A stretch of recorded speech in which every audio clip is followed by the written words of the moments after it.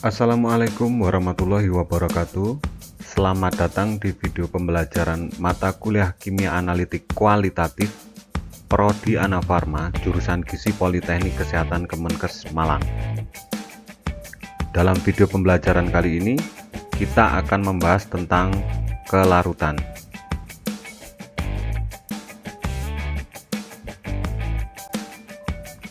Sebelum membahas tentang kelarutan, kita pahami dulu apa itu larutan. Misalnya kita membuat larutan soda atau natrium karbonat dalam air, di mana kita larutkan 50 gram soda kue dalam 1 liter air, kemudian kita aduk, maka soda tersebut akan larut atau biasa diistilahkan dengan larutan tak jenuh. Di sini tidak terjadi reaksi antara soda dengan air. Jadi, larutan itu merupakan campuran homogen yang terdiri dari 2 atau lebih zat yang tidak bereaksi secara kimia, yang komposisinya dapat bervariasi antara pelarut atau solvent dan zat terlarut atau solut. Jika dalam larutan tersebut ditambahkan lagi soda kue terus-menerus, maka lama-kelamaan soda tersebut tidak akan larut lagi dan mengendap atau membentuk larutan lewat jenuh. Sedangkan titik di mana zat terlarut tadi mulai mengendap, maka larutan tersebut disebut sebagai larutan jenuh. Banyaknya zat yang terlarut pada titik ini dinyatakan sebagai kelarutan atau jumlah maksimum zat dalam 1 liter pelarut yang dinyatakan dalam satuan mol per liter. Pada keadaan ini, senyawa yang tersusun atas ion-ion atau disebut senyawa ionik seperti soda kue yang kita larutkan tadi akan berada dalam keadaan setimbang antara yang terlarut dengan yang tidak larut. Banyaknya mol ion-ion yang berada dalam keadaan ini dinyatakan sebagai tetapan hasil kali kelarutan atau solubility product constant yang disingkat dengan KSP, yang merupakan hasil perkalian konsentrasi ion-ion dalam larutan jenuh. Masing-masing dipangkatkan dengan koefisien ionisasinya.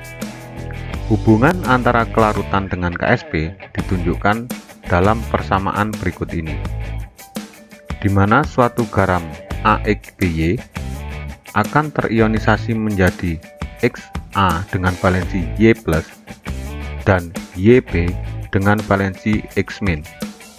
Maka, KSP merupakan perkalian dari konsentrasi ion A dengan valensi Y+, pangkat X, dan konsentrasi ion B dengan valensi X- pangkat Y. Konsentrasi ion-ion tersebut dinyatakan sebagai mol zat terlarut per liter pelarut, atau sama dengan definisi dari kelarutan atau S. Bila garam AXBY memiliki kelarutan S, maka kelarutan ion XaY+ akan sebesar XS, dan kelarutan ion YbX- akan sebesar YS, sehingga KSP bisa dinyatakan dengan XS pangkat X dikalikan dengan YS pangkat Y.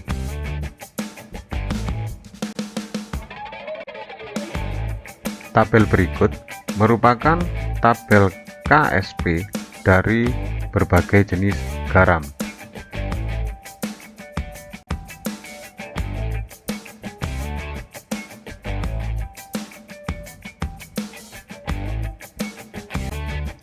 Untuk lebih memahami tentang konsep KSP, maka kita langsung aja ke contoh perhitungan. Di sini saya contohkan berapa banyak BaIO3 2 kali yang dapat dilarutkan dalam 500 ml air pada 25 derajat Celcius. Diketahui BmBaIO3 sama dengan 487 gram per mol. Dengan nilai KSP BaIO3 adalah 1,57 kali 10 pangkat minus 9. Maka untuk menyelesaikan kasus seperti ini, terlebih dahulu kita buat reaksi ionisasinya. Di sini BaIO3 akan terionisasi menjadi Ba2+ dan 2IO3-. Di sini jika diasumsikan bahwa kelarutan BaIO3 dua kali adalah S, maka kelarutan Ba2+ adalah S dan kelarutan 2IO3- adalah 2S. Selanjutnya, S yang kita peroleh dari masing-masing ion kita masukkan ke dalam persamaan KSP BaIO3 dua kali. Dengan memasukkan nilai KSP BaIO3 dua kali, maka akan kita peroleh S sama dengan akar pangkat 3 dari 1,57 kali 10 pangkat min 9 dibagi 4, atau S sama dengan 7,32 kali 10 pangkat min 4 mol per liter. Selanjutnya, kita kalikan nilai S yang diperoleh dengan Mr BaIO3 dua kali untuk mengetahui berat BaIO3 dua kali atau W yang dapat larut dalam 1 liter air. Dan untuk mengetahui banyaknya BaIO3 yang dapat dilarutkan dalam 500 ml, maka kita tinggal mengkalikan nilai W yang kita peroleh dengan 500 dibagi 1000 atau setengah, dan diperoleh hasil 178 mg.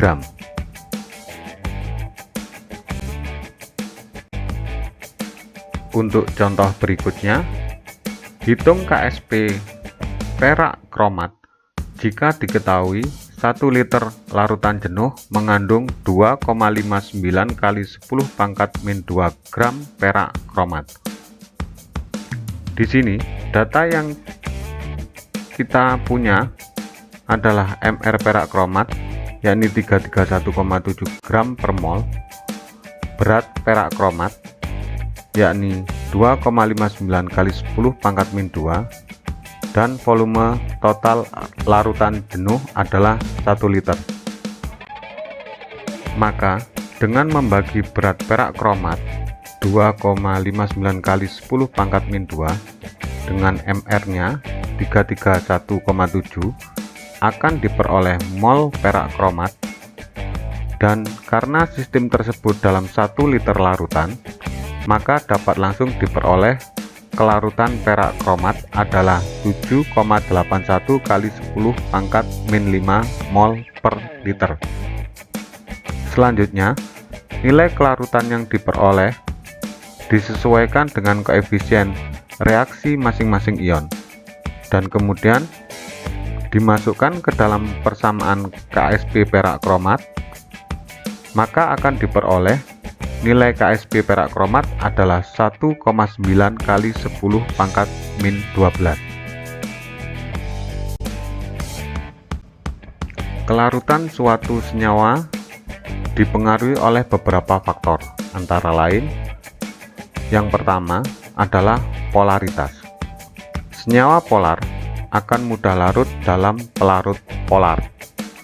Misalnya garam-garam anorganik dari nitrat akan mudah larut dalam air, dan senyawa nonpolar seperti alkaloid, lemak, maka akan mudah larut dalam pelarut nonpolar seperti kloroform. Yang kedua adalah temperatur. Secara umum, pelarutan suatu zat merupakan proses endoterm atau menyerap panas untuk memecah kisi-kisi kristal. Hal ini yang menyebabkan kelarutan suatu zat padat merupakan fungsi dari suhu. Semakin tinggi suhu, maka akan semakin tinggi kelarutan zat tersebut.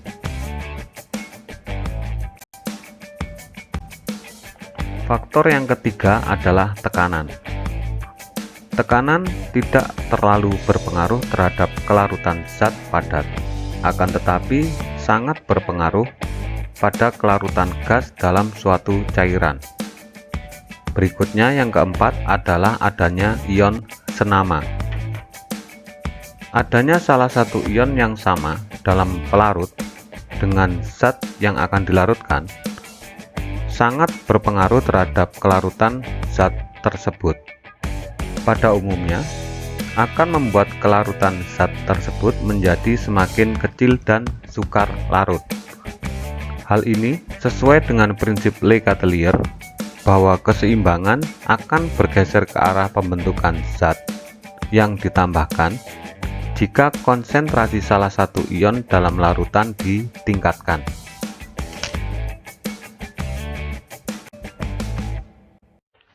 Faktor yang kelima adalah pH.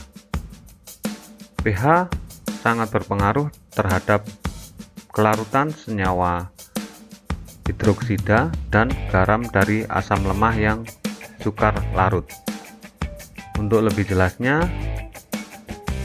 nanti akan dijelaskan dalam contoh-contoh perhitungan. Dan yang terakhir adalah salting in dan salting out. Salting in dan salting out ini merupakan suatu peristiwa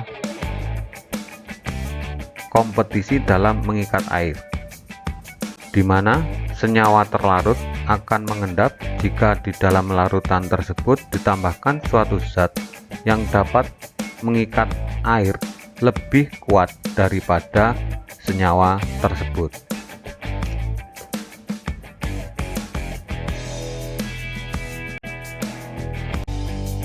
Agar lebih jelas tentang faktor yang berpengaruh terhadap kelarutan, maka langsung saja kita bahas contoh perhitungan berikut ini. Untuk pengaruh adanya ion senama pada larutan, di sini saya contohkan hitung kelarutan AgCl dalam air dan dalam perak nitrat 0,01 m. Untuk penyelesaian, kita buat dulu persamaan reaksi ionisasinya. Di sini AgCl akan terionisasi menjadi Ag+ dan Cl-. Dan karena koefisien reaksinya masing-masing adalah 1, maka kelarutan AgCl sama dengan kelarutan ion Ag dan ion Cl-. Begitu juga dengan konsentrasi AgCl akan sama dengan konsentrasi Ag+ dan Cl-. Maka persamaan Ksp AgCl dapat ditulis sama dengan konsentrasi ion Ag+ dikalikan dengan konsentrasi ion Cl-. Dengan memasukkan nilai Ksp AgCl yang telah diketahui, yakni 1,7 kali 10⁻⁻⁻, dan mengganti konsentrasi Ag+ dan Cl- dengan kelarutan atau S, maka diperoleh kelarutan AgCl dalam air adalah 1,7 kali 10⁻⁵. Selanjutnya, untuk mengetahui kelarutan AgCl dalam larutan perak nitrat 0,01 m dapat dihitung dengan cara yang sama. Akan tetapi pada kasus ini konsentrasi ion Ag+ dalam larutan sudah diketahui dari konsentrasi pelarut perak nitrat, yakni sebesar 0,01 m. Sehingga persamaan Ksp AgCl sama dengan 0,01 m yang berasal dari konsentrasi ion Ag+ dikalikan dengan S. Maka dari perhitungan diperoleh kelarutan AgCl dalam larutan perak nitrat adalah 1,7 kali 10 pangkat min 8. Di sini dapat dilihat bahwa dengan adanya ion senama, dalam hal ini Ag+, maka kelarutan AgCl dalam larutan perak nitrat 0,01 m lebih kecil daripada kelarutan AgCl dalam pelarut air. Contoh berikutnya, hitunglah kelarutan barium iodat dalam larutan barium nitrat 0,02 m. Cara penyelesaiannya hampir sama dengan contoh sebelumnya, yakni kita buat dulu reaksi ionisasinya dan sesuaikan koefisien reaksinya. Asumsikan kelarutan barium iodat dengan S dan sesuaikan kelarutan ionnya dengan koefisien reaksinya, dalam hal ini ion iodat. Selanjutnya, parameter-parameter yang diperoleh kita masukkan ke dalam persamaan KSP. Dan dari hasil perhitungan diperoleh kelarutan barium iodat dalam larutan barium nitrat adalah 1,4 kali 10 pangkat min 4 mol per liter. Sedangkan dari contoh perhitungan sebelumnya, kelarutan barium iodat dalam air adalah 7,32 kali 10 pangkat min 4 mol per liter. Di sini dapat dilihat bahwa kelarutan barium iodat mengalami penurunan apabila dilarutkan dalam pelarut yang mengandung ion barium dibandingkan dengan kelarutannya di dalam air. Sebelumnya telah disampaikan bahwa pH berpengaruh terhadap kelarutan berbagai jenis zat, terutama pada senyawa hidroksida dan garam dari asam lemah. Sebelum kita membahas tentang pengaruh pH pada kelarutan, maka kita pahami dulu hubungan kelarutan dengan pH. Di sini saya contohkan berapa kelarutan dan pH larutan jenuh CuOH 2 kali dalam air. Diketahui KSP CuOH 2 kali adalah 1,6 kali 10 pangkat min 19. Cara perhitungan sama seperti sebelumnya dengan membuat persamaan reaksi ionisasi, kemudian sesuaikan parameter kelarutan S dengan koefisien reaksinya. Masukkan parameter S ke dalam persamaan perhitungan KSP dan diperoleh nilai kelarutannya adalah 3,4 kali 10 pangkat min 1.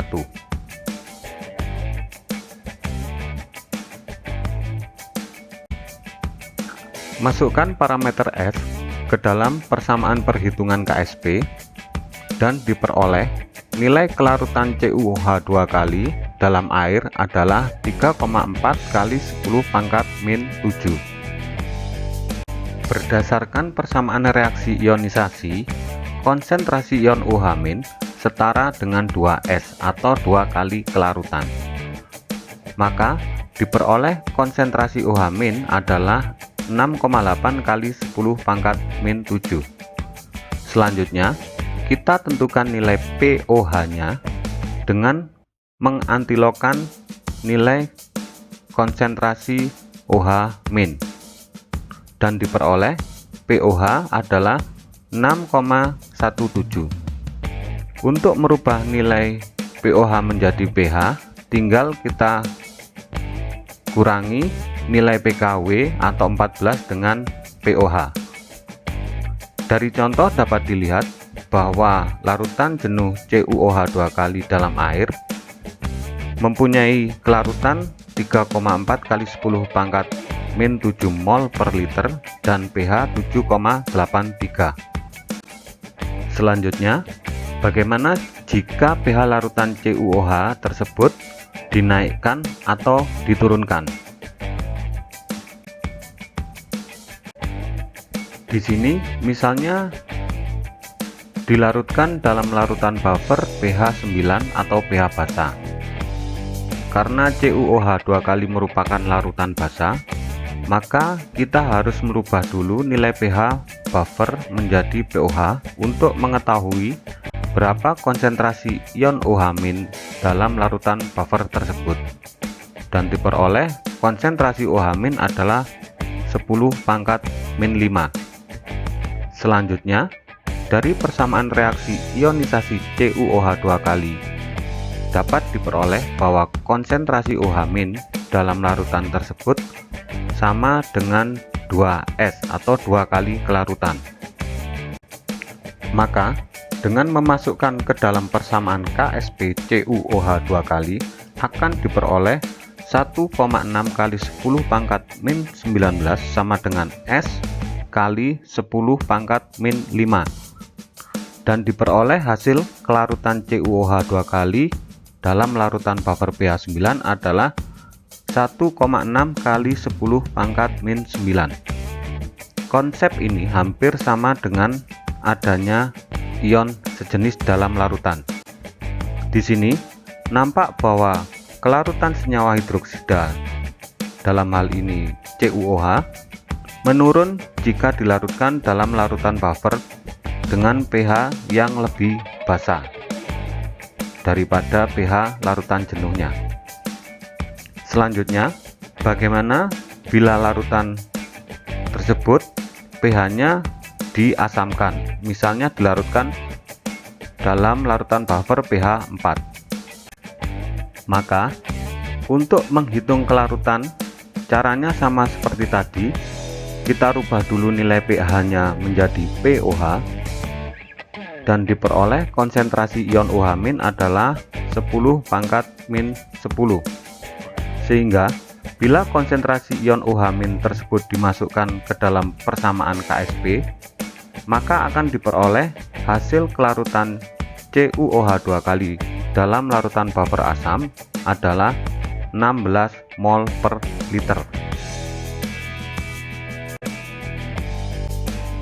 Dari data yang diperoleh, dapat dibandingkan kelarutan CuOH 2 kali antara pH asam, pH larutan jenuh, dan pH basah. Terjadi penurunan kelarutan seiring dengan peningkatan pH yang disebabkan karena adanya peningkatan ion OH- yang berasal dari buffer, yang menyebabkan kesetimbangan bergeser ke kiri ke arah reaktan, dan peningkatan kelarutan apabila dilarutkan pada buffer pH asam. Yang berikutnya adalah pengaruh pH terhadap kelarutan garam dari asam lemah yang sukar larut. Di sini saya contohkan kelarutan dari garam kalsium karbonat. Apabila larutan jenuh kalsium karbonat ditambahkan dengan asam kuat seperti HCl, atau dengan kata lain pH diturunkan, maka ion karbonat akan bereaksi dengan H+ dari HCl membentuk ion bikarbonat, dan selanjutnya ion bikarbonat ini akan bereaksi lebih lanjut dengan H+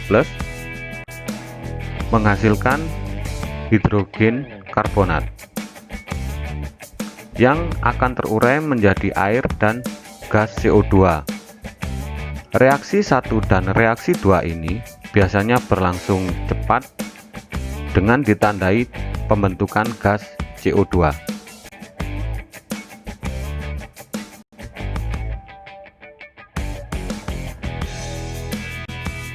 Demikian tadi materi tentang larutan, kelarutan, dan faktor-faktor yang berpengaruh terhadap kelarutan. Semoga apa yang saya sampaikan bermanfaat dan dapat menambah wawasan Anda semua. Akhir kata, wabillahi taufik wal hidayah. Wassalamualaikum.